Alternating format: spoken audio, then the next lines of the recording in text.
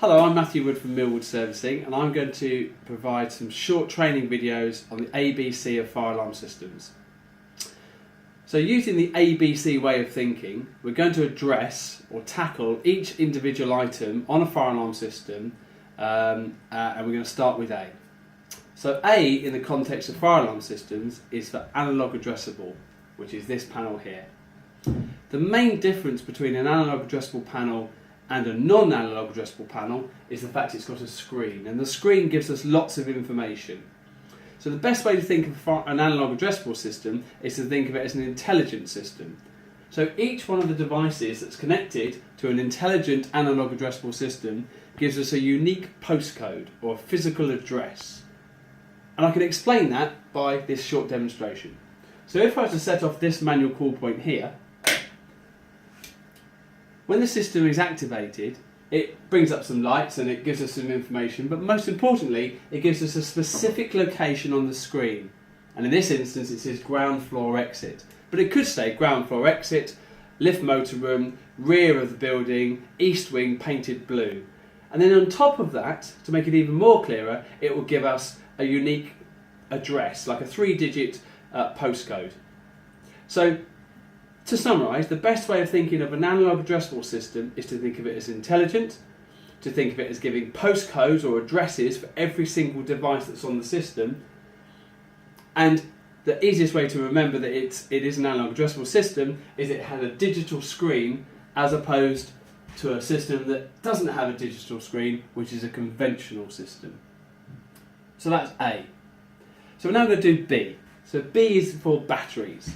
So in every fire alarm system, because it is a life-saving system, you have to have standby batteries, because in case you have a power failure or a power cut or power outage to the system.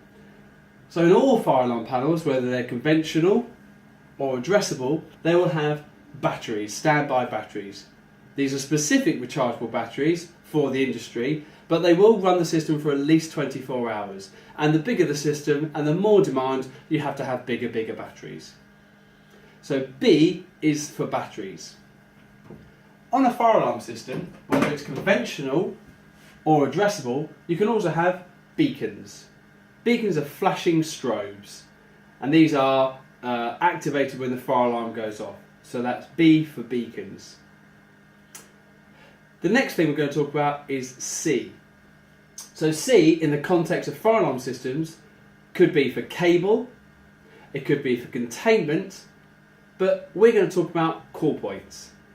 So a manual call point, which is these things here, are switches that when activated gives the information to the panel of the location of the activation.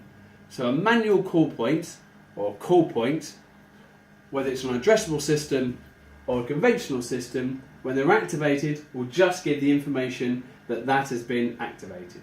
So that's C for call point. And lastly, D is for detectors. So again, whether you've got an analog addressable system or a conventional system, all fire alarm systems have detectors.